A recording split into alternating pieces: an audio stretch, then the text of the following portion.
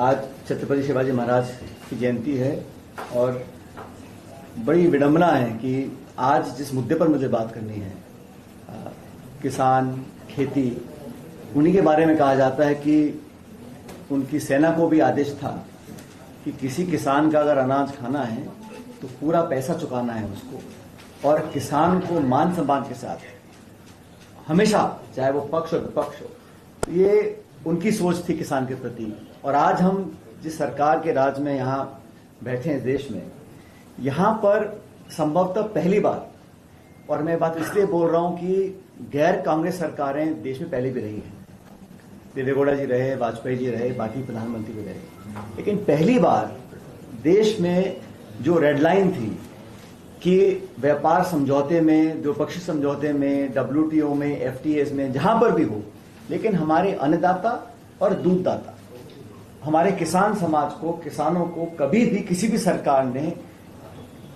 इस हाशिए पर लाकर नहीं रखा है। और आंकड़े बड़े स्पष्ट हैं। पहली बात तो अमेरिका जब भी कोई अनाउंसमेंट कर रहा है द्विपक्षीय, पहली बार देखा है कि वहां के राष्ट्रपति सोशल मीडिया पे पोस्ट कर देते हैं कि ये होने वाला है, चाहे वो भारत पाकिस्तान का युद्ध विराम हो, और 17 बार युद्ध विराम के बारे में बोल चुके हैं ट्रंप साहब कि मैंने ये व्यापार का लालच और भय दिखाकर भारत को ये सीजफायर करवाया है। 17 बार, 18 बार, और आज तक भारत के पॉलिटिकल लीडरशिप ने उसको कभी डिनाई नहीं किया। और आपने देखा होगा कि इंडिया और यूरोपियन यूनियन का भी एक FTA हुआ, उस पर कोई बहुत ज्यादा चर्चा नहीं हुई क्योंकि वो एक म्यूचुअल एग्रीमेंट था। लेकिन अमेरिका के साथ एक डील हुई है, और डील क्या है देखिए आप। डील में भारत के ऐसे करोड़ों किसान हैं जो कपास, सोयाबीन, मक्का, इनकी खेती करते हैं, और भारत ने ये एग्री किया है कि हम अपने देश के जो बाजार हैं वो अमेरिका के खाद्य पदार्थों के लिए खोल देंगे। जो सब्सिडी अमेरिका देता है और जो हम देते हैं उसकी तुलना ही कर सकते हैं। और भारत के जो किसान वर्ग के लोग हैं उनसे कोई चर्चा, कोई संवाद, आप विपक्ष से भूल जाइए। मुझे लगता है कैबिनेट में चर्चा नहीं हुई होगी, लेकिन जो किसान संघ है और भाजपा की आप अगर इतिहास देखिएगा, सरकार बनने के तुरंत बाद 2014 में पहला संशोधन मोदी सरकार क्या लेकर आई, जो हम लोगों ने बनाया था जमीन अधिग्रहण कानून, उसका संशोधन करने के लिए, ताकि व्यापारियों को, जमीन खरीदने वालों को राहत मिले, इसलिए उन्होंने किया था संशोधन भूमि अधिग्रहण कानून के ऊपर लेकर। राहुल गांधी जी ने उस समय पार्लियामेंट के अंदर और हम सबने पार्लियामेंट के बाहर जबरदस्त दबाव बनाया। अंत में पूर्ण बहुमत होने के बावजूद भाजपा सरकार को अपना वो निर्णय वापस लेना पड़ा। They could not amend the land acquisition act. सरकार दूसरी बार बन गई, पहला काम क्या किया, 3 काले कानून किसानों के खिलाफ देश में बनाए। देश के तमाम मंडियों को, देश के अनाज व्यापार को चंद हाथों में डालने का पूरा उन्होंने षड्यंत्र बना लिया था। पूरे देश के किसानों ने राजधानी में महीनों तक धरना दिया, सैकड़ों लोगों की जान चली गई, पूरे विपक्ष ने उसका विरोध किया। अंत में क्या हुआ, उनको अपने हाथ खींचने पड़े। मैं इसलिए बता रहा हूं कि जो सरकार बनती है उसकी प्रवृत्ति, उसकी प्राथमिकताएं, उसका काम करने का तरीका क्या है। इस सरकार ने स्पष्ट कर दिया कि पहला, जब मौका लगेगा हम किसान का गला दबाएंगे, किसान को बोनस, किसान को राहत, किसान का कर्जा माफी भूल जाइए, लेकिन किसान और खासकर लघु किसान, छोटे किसानों को विशेष रूप से सरकार ने उस सौदे में उनको सैक्रिफाइस किया है। अमेरिका का जो रवैया रहा है वो कहीं ना कहीं भारत सरकार को दबा के काम कर रहे हैं, और ये सिर्फ इस डील में जो हमारे किसानों को, कृषकों को जो नुकसान होने वाला है, खासकर मीडियम टू लॉन्ग टर्म के अंदर, वो समझ से परे है। लेकिन ये जो दबाव अमेरिका का है ये सिर्फ किसानों तक सीमित नहीं है। हमारी इंडिपेंडेंट फॉरेन पॉलिसी, हमारी एनर्जी सिक्योरिटी की जो हम लोग हमेशा बोलते हैं, और अभी भी विदेश मंत्री जी बोल रहे हैं कि हमारा ये इंडिपेंडेंट एनर्जी सिक्योरिटी का हमारा व्यू होगा, कहां से होगा? कोई और मुल्क भारत को कैसे बता सकता है कि आप कहां से तेल खरीदेंगे, नहीं खरीदेंगे? काफी हम मात्रा में तेल लेते थे रूस से और ईरान से, और मुझे दुख है कहते हुए कि अमेरिका का जो दबाव है वो चीन पर नहीं चल रहा है। चीन ने दो टूक मना कर दिया और हमारे पर 50% टैरिफ लगाया, पहले धमकी दी। आप लोगों की जानकारी के लिए बता दूं, अमेरिका को पहले हम 3 से 5% टैरिफ देते थे, 50 की धमकी दी, 25 कर दिया और इस डील में 18% कर दिया। जहां हम पहले 3 या 5 देते थे, अब 18% दे रहे हैं और हमने $500 बिलियन का माल खरीदने का उनको आश्वासन दिया है 5 साल के अंदर। किस दाम पर लेंगे, क्या लेंगे, इसकी कोई चर्चा नहीं है और डिटेल्स जो है वो अभी तक बाहर नहीं आई। आप पूछिए वाणिज्य मंत्री से, क्या इंडिया रूस से तेल खरीदेगा, वो बोलते हैं आप पूछिए विदेश मंत्री से। विदेश मंत्री को पूछो, वो पूछते हैं पूछिए वाणिज्य मंत्री से। किसी को मालूम नहीं है और मैं इसलिए बोल रहा हूं, इशू ये नहीं है कि अमेरिका ने कहा कि आप तेल वेनेजुएला से लीजिए। वेनेजुएला का जो तेल है उसकी विस्कोसिटी बहुत ज्यादा है, हैवी है वो, उसको लाने में, उसको प्रोसेस करने में अलग तरह की टेक्नोलॉजी चाहिए, बहुत पैसा चाहिए। लेकिन किसके दबाव में? इस देश में हम लगभग 85% हमारी एनर्जी नीड्स को हम इंपोर्ट करते हैं। हमें देखना पड़ेगा कि हमको क्या सूट करता है, transportation cost, source of fuel, transportation और पॉलिटिकली हमें क्या सूट करता है। अगर हमें सस्ता तेल रूस से मिल रहा है तो किस दबाव में हम उसको मना कर रहे हैं। मैं इसलिए इस बात को रेखांकित कर रहा हूं कि इस डील के अंदर बहुत सारी चीजों को ताक पर रखा गया है। सबसे पहले तो हमारा किसान वर्ग है। जैसे मैंने कहा, महाराष्ट्र में यहाँ पे कितने कपास के हमारे किसान भाई हैं, सैकड़ों लोगों ने, किसानों ने आत्महत्या करी क्योंकि वैसे ही वो मार्केट से कम्पीट नहीं कर पाते हैं। और अब बांग्लादेश को पाबंद कर दिया है। हमारा कपास बांग्लादेश खरीदता था, अब उनको बोल दिया है कि आप सारा ट्रेड अमेरिका से करेंगे। तो दबाव बनाकर चारों तरफ से हमारे को घेरा जा रहा है और दुर्भाग्यवश ये सरकार इस डील को भी अपनी कामयाबी समझ रही है। जहां 3% देते थे 18% दे रहे हैं। तेल खरीदने के लिए, गैस खरीदने के लिए पाबंद कर दिया गया, आप यहां से लेंगे, यहां से नहीं लेंगे। ये पहली बार हुआ है। और देखिए, भारत की जो एनर्जी सिक्योरिटी है या फॉरेन पॉलिसी है वो एग्नोस्टिक है कि देश में शासन किसका है। अलग अलग विचारधारा के लोग यहां पे सरकार बना के रहे हैं, लेकिन किसी भी सरकार ने कभी भी इतना बेदर्दी से किसानों के हित को अनदेखा नहीं किया। और मैं किसानों के लिए इसलिए बोल रहा हूं क्योंकि ये जो सरकार है इसने पिछले 11-12 सालों में अपना पूरा ध्यान, अपनी पॉलिसी मेकिंग, अपना बजटरी एलोकेशन किन लोगों के लिए समर्पित किया है? चंद वो लोग जो संसाधन वाले हैं। बाकी भाषण, विज्ञापन और घोषणाएं उन्होंने की हैं मिडिल क्लास के लिए, किसानों के लिए। लेकिन जो शाही है इनकी सरकार की, जो कलम चलती है, वो सिर्फ और सिर्फ उन लोगों के लिए चल रही है जो बहुत ही अधिक प्रभावशाली, शक्तिशाली है। बीजेपी का आप इतिहास देखिए, इतना प्रेम उमड़ रहा है अमेरिका के लिए आज, और मुझे लगता है कोई ना कोई दबाव है। आप इतिहास उठा के देखिए, जब मनमोहन सिंह जी ने भारत अमेरिका परमाणु करार किया था, वो किस लिए किया था? इंडिया को एक इस्टेब्लिश्ड न्यूक्लियर पावर स्टेट का दर्जा दिलाने के लिए। कोई डील नहीं करी थी, बराबरी के हमारे समझौता हुआ, हमने कुछ टर्म्स कंडीशंस रखे और भारत को प्रमाणु शक्ति का स्टेटस मिला पूरी दुनिया में। उस समय भाजपा ने इस डील का विरोध किया कि आप परमाणु करार कैसे करें अमेरिका के साथ, Indo US nuclear civil deal.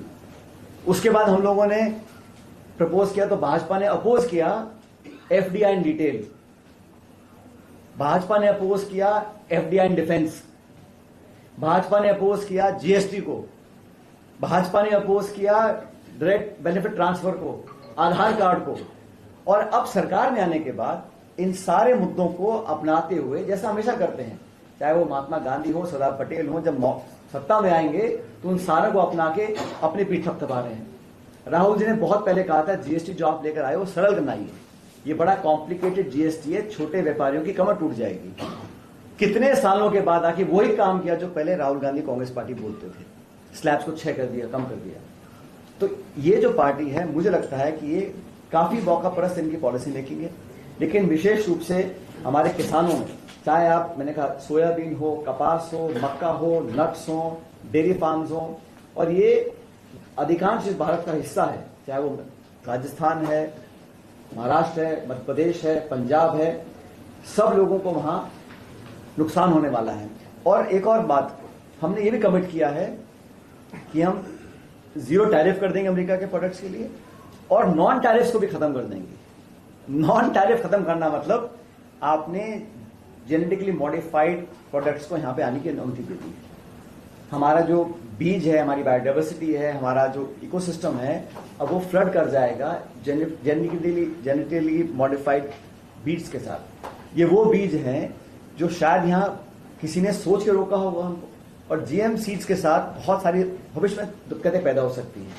तो हम लोग तो जीरो टैरिफ अमेरिका को दे रहे हैं, वो हमसे 18% टैरिफ ले रहे हैं, हमको डिक्टेट कर रहे हैं कि आप कहां से तेल और गैस लेंगे। हमारे किसानों की आपने बलि चढ़ाने का काम कर दिया, और कोई राहत पैकेज नहीं है। हमारा टेक्सटाइल इंडस्ट्री जो इतना महत्वपूर्ण है, इतने लाखों लोगों को रोजगार देता है, उसकी प्रोटेक्शन के लिए कुछ नहीं किया गया है। बांग्लादेश को वो कंसेशन मिल रहे हैं, चीन आंख दिखा के वो कंसेशन ले रहा है, और भारत नाकाम रहा है।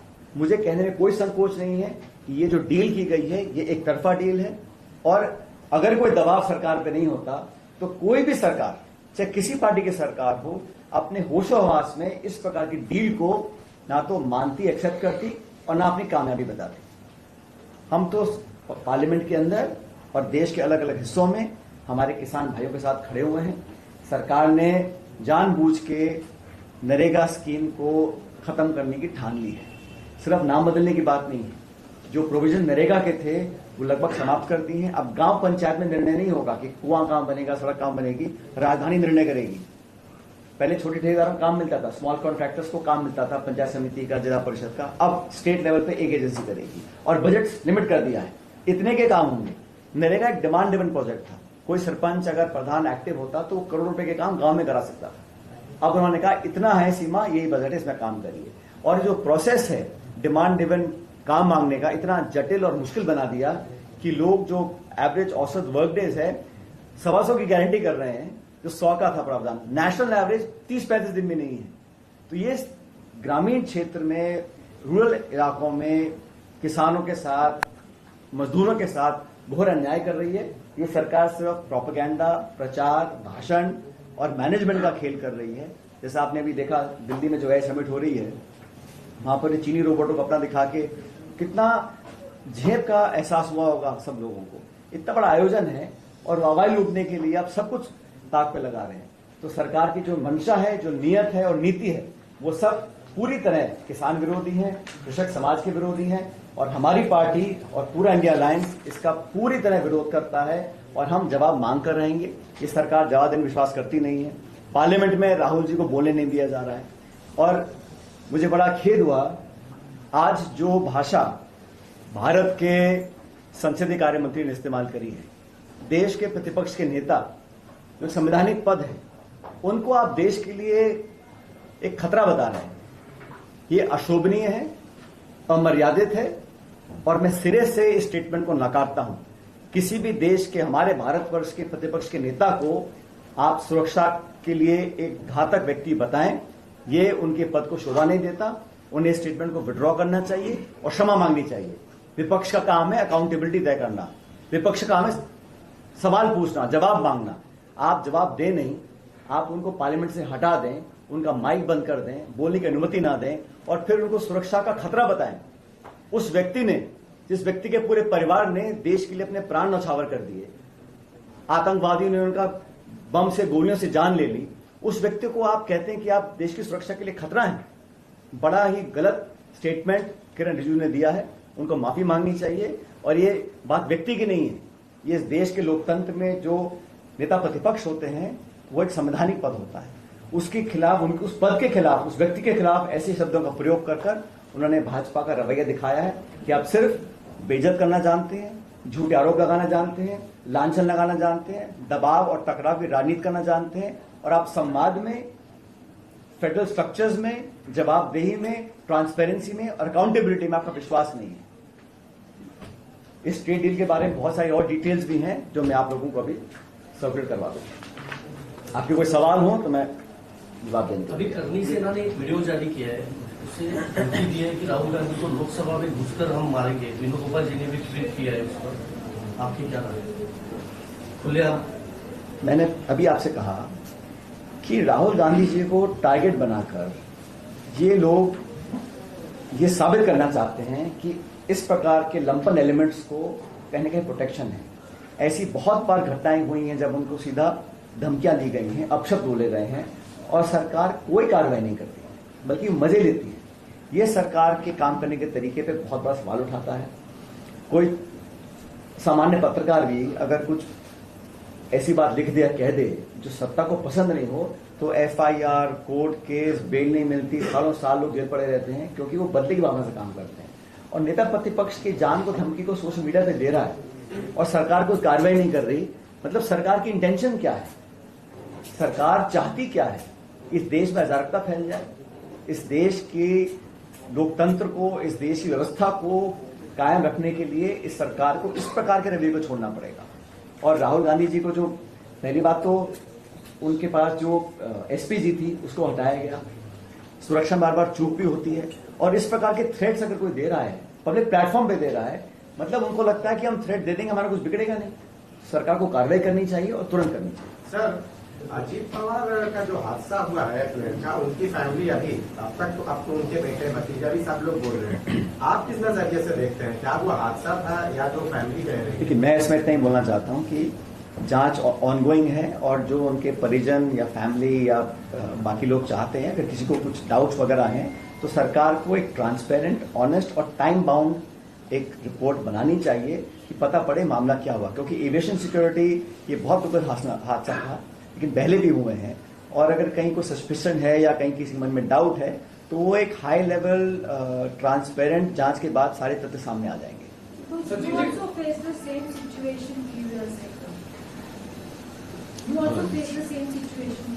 That's why I lost my father in a road accident, but that was an accident, and it's a long time back now. It's 25 years ago. But I do believe if somebody in the family has any suspicions or doubts or wants to have a certain inquiry, I think having an inquiry doesn't harm anyone. And these kind of incidences show that the infrastructure of the private aviation needs a overhaul, because it can't be that we have so many accidents in the aviation sector and nobody's held accountable, right? So there must be a fact-finding inquiry at the highest levels, and time-bound inquiry should be done. Sachin ji, India alliance की leadership को लेके भी काफी सवाल पूछे जा रहे हैं। काफी भीतर की आवाज है जो भी बोल रहे हैं कि या तो स्टालिन हो या ममता दीदी हो, ये थोड़े ज्यादा सक्षम हो सकते हैं। Anybody who talks about giving advice from the outside, I think perhaps should understand that the decision of the leadership of the party and the coalition doesn't lie with one or two people. It has to be a consensual decision, right? And as of now, we are all working together. The India Alliance, I think, did remarkably well in the last Lok Sabha election, and the whole world is seeing. In fact, the gap between the India Alliance Lok Sabha numbers and the NDA numbers is about 45 or 48 in the Lok Sabha. So the gap is not that wide. And this election was a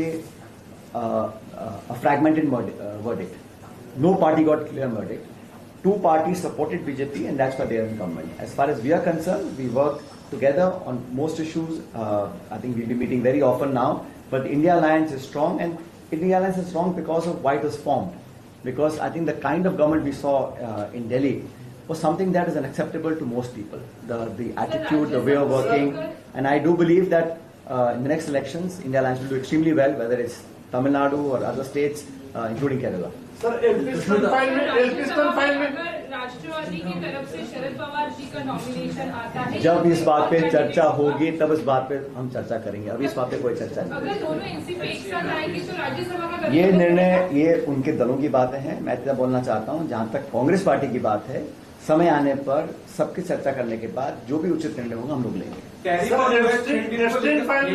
एफस्टीन fund में बहुत सारे मुद्दे आए, बहुत सारे emails सामने आए, लेकिन आज तक उस मुद्दे पे जुड़े लोगों का रिजाइन नहीं हो रहा है। कई देशों में रिजाइन हो रहा है, लेकिन हमारे देश में ऐसा नहीं हो रहा है। पूछना चाहिए ना सरकार से, आप लोगों को सरकार से पूछना चाहिए कि राहुल जी को जान से मारने की धमकी लोग दे रहे हैं ओपनली, और आप कुछ नहीं कर रहे हैं, और आप लोगों के नेताओं के नाम इस तरह के विवादित उसमें आते हैं प्रकरण में, कोई जवाबदेही नहीं है, कोई अकाउंटेबिलिटी नहीं है। और मुझे लगता है कि जो आपने सवाल पूछा, ये जो डील भी हुई है, ये साधारण कोई सरकार इस डील को एक्सेप्ट नहीं कर सकती, क्योंकि एक स्कूल जाते हुए बच्चे को मालूम है कि हमारे मक्का, सरसों, कपास, सोयाबीन के जो किसान हैं उन पर क्या बीतती है, किस दाम में हमको पेट्रोल, फर्टिलाइजर, तेल, खाद, डीएपी मिलता है, क्या हमको उसकी कमाई होती है, कितना हमारा खर्चा होता है, ये सब जानने के बाद अगर कोई सरकार एक अनफेयर कंपटीशन स्टार्ट करती है, अमेरिका के सारे एग्रीकल्चर प्रोडक्ट्स देश में आ जाएंगे, हमारे देश के किसानों का क्या होगा, ये सब जानते हुए अगर कोई सरकार करती है तो सरकार कहीं ना कहीं दबाव है, और दबाव इन्हीं चीजों पर होगा। और क्या हो सकता है दबाव सरकार के ऊपर? आपको लगता है गवर्नमेंट यूनिवर्सिटी एक एग्जाम्पल है और भी ऐसे देश भर में बने? मैं तो समझता हूं कि ये कोई प्राइवेट इवेंट नहीं था, ये भारत सरकार का इवेंट था। तो सरकार को कम से कम अपना ड्यू डिलिजेंस, इतने बड़े ग्लोबल प्लेटफॉर्म पे लोगों को आप ला रहे हैं, तो इस प्रकार की घटनाओं से लोगों का कॉन्फिडेंस कम होता है। आप फ्यूचर की देख रहे हैं, इन्वेस्टमेंट्स की देख रहे हैं, क्रेडिबिलिटी की बात कर रहे हैं, और इस प्रकार की घटना का सरकार अलाउ करती है तो कहीं ना कहीं या तो ओवरसाइट है या जानबूझ के किया गया है, लेकिन कभी कभी गलती पकड़ी जाती है। और इसे काफी मुझे लगता है कि ये बात समझ में आ गई है कि क्या पीआर इवेंट क्या होता है, मोबाइल लूटने के लिए क्या करते हैं और एक्चुअली में क्या हो रहा है। सर, आप इंडियन इकोनॉमी और एआई को लेकर सवाल कर रहे हैं, लेकिन फ्रेंच प्रेसिडेंट जो कि भारत 3 दिवसीय दौरे पर थे, उन्होंने इकोनॉमी के साथ साथ भारत की एआई कैपेबिलिटीज की भी तारीफ की। भारत की एआई कैपेबिलिटीज बहुत ज्यादा मजबूत है। आप गलत मत समझिएगा, भारत एक आईटी सुपर पावर आज से नहीं है, और ये किसी एक्स या वाई सरकार की वजह से नहीं है। हमारा एक टैलेंट पूल है जो दुनिया भर में प्रसिद्ध है। तो हमारी जो लेटेंट शक्तियां हैं, चाहे वो एआई में है, आईटी में है, पीपीओस में था, हम लोग शुरू से करते आए हैं। तो भारत एक बहुत बड़ा देश है, 140 करोड़ का देश है। और मत भूलिए जो रवैया अमेरिका का है, अधिकांश देश अब एक विकल्प ढूंढ रहे हैं, और चीन के साथ बहुत संबंध अच्छे किसी बहुत देशों के नहीं है। तो नेचुरल चॉइस जो है वो इंडिया बनती है, इन्वेस्टमेंट्स के लिए, बायलैटरल एग्रीमेंट्स के लिए, पॉलिटिकल अलाइनमेंट्स के लिए, और अच्छी बात है, लेकिन उसका हमें सदुपयोग करना चाहिए। हमारी जो ताकत है, हमारा जो प्रभाव है, उसको हम अगर सही दिशा देंगे, सही तरीके से काम करेंगे तो बहुत लाभ मिल सकता है। और जितने भी बाकी दुनिया के देश हैं वो सब भारत के लोकतंत्र को, भारत की ताकत को, भारत की इतनी बड़ी मार्केट को समझते हैं। एक यंग इंडिया है, टैलेंटेड है, एजुकेटेड है, और बहुत कुछ करने की क्षमता रखता है। तो भारत में कोई कमियां नहीं है, लेकिन सरकार अगर दबाव में डील ऐसे कर रही है, और ट्रम्प साहब डिक्टेट हमको कर रहे हैं, खुद तो वो यूरेनियम ले रहे हैं रूस से, चीन खरीद रहा है रूस से, कोई दिक्कत नहीं, लेकिन भारत को पाबंद कर रहे हैं। और भारत को बोलना चाहिए, भाई आप एक अलग मुल्क हैं, हमें आजादी है, हम कहां से तेल लेंगे या नहीं लेंगे, हो सकता है बाद में ना भी लें, लेकिन ये जो स्वतंत्रता होनी चाहिए, the independence to make a decision, that is sovereign decision, उसको आप फोरफिट कैसे कर सकते हैं? कल को स्थिति बदल जाती है, हमको और सस्ता तेल किसी और दुनिया के कोने से मिलता है, वहां से लेना चाहिए, या हमको जो सूट करता है। आज रशिया हमको सस्ते में तेल दे रहा है, हमारा पुराना संबंध उसके साथ रहा है, तो हम उसको फोरगो क्यों कर रहे हैं? The right to choose. कल को अगर बहुत सस्ता तेल हमें कहीं अफ्रीका से मिलेगा, हम वहां से लेंगे, but how can US government और any government dictate to the Indian government that you may not buy this oil and we forbid you from buying this oil, and आप वेनेजुएला से लेंगे? क्यों लेंगे भाई? इतना बड़ा हमारा मुल्क, इतनी बड़ी हमारी मार्केट है। So I think the freedom to choose that is been let go. That is for the first time, जब हमारा देश बहुत गरीब भी था, इतना डेवलप नहीं था 70 के दशक में, तब भी इंदिरा गांधी ने बोला था अमेरिका को, आपका 7वां बेटा भेजा बे ऑफ बंगाल। उन्होंने, अमेरिका ने कहा इंदिरा गांधी जी को कि आप अगर युद्ध करेंगे तो 7th fleet bay of Bengal आ जाएगी। इंदिरा जी ने कहा आप 7वां बेटा भेजो, 8वां भेजो, हमें जो करना हम करेंगे। वो होता है प्रतिबद्धता। सचिन जी, देखिए इसी एआई को लेकर एक वीडियो बनवाया था कांग्रेस की सोशल मीडिया की एक सेल ने ओम बिरला के ऊपर, उस पर अभी नोटिस जारी किए। देखिए, एक तरफा कार्रवाई सरकार करती है, मुझे एग्जैक्ट प्रकरण याद नहीं है, लेकिन ये बात सच है कि कानून और काम करने का तरीका सत्ता पक्ष की अलग है, विपक्ष की अलग है। और जितनी एजेंसी देश में है, ईडी से लेके, सीबीआई से लेके, इनकम टैक्स से लेके, पुलिस प्रशासन, वो सबका काम है कि विपक्ष के लोगों की आवाज को दबाना है, और उसको चाहे वो मीडिया हो, चाहे वो राजनेता हो, उनको कहीं ना कहीं अपने नियंत्रण में रखना है। तो ये दबाव की राजनीति जो है बहुत दिन चलती नहीं है। महाराष्ट्र की कर्मी सेना ने राहुल गांधी को मैंने जवाब दिया, आई आंसर। हो गया सर, मुंबई में पिछले कई सालों से जो है, खासतौर पर यहाँ पर बीएमसी से लेकर लोकसभा तक जो है भाजपा की सरकार है, ऐसे में मुंबई में बांग्लादेशियों की संख्या बढ़ रही है, ऐसे भाजपा के नेता बोलते हैं, कैसे देखते हैं आप? जब भी चुनाव आते हैं तो ये घुसपैठियों का नाम लेकर, विदेशी लोग यहाँ घुस रहे हैं, ऐसे करके बोलते हैं, बिहार में बोलते हैं, दिल्ली बोलते हैं, महाराष्ट्र बोलते हैं।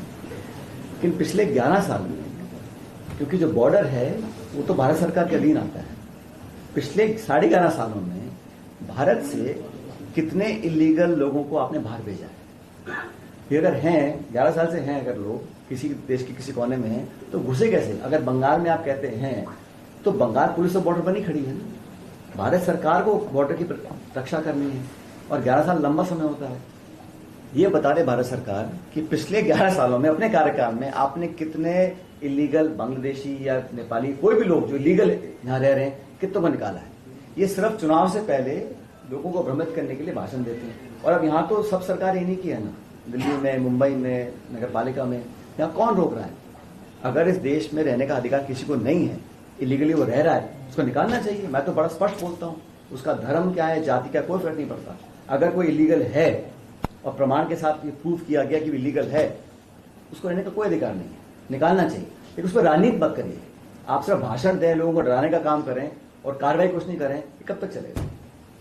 महाराष्ट्र में मुस्लिम समुदाय को 5% रिजर्वेशन मिल जाता नौकरी वो अभी महायुति सरकार ने रिजेक्ट किया, कैंसिल कर दिया।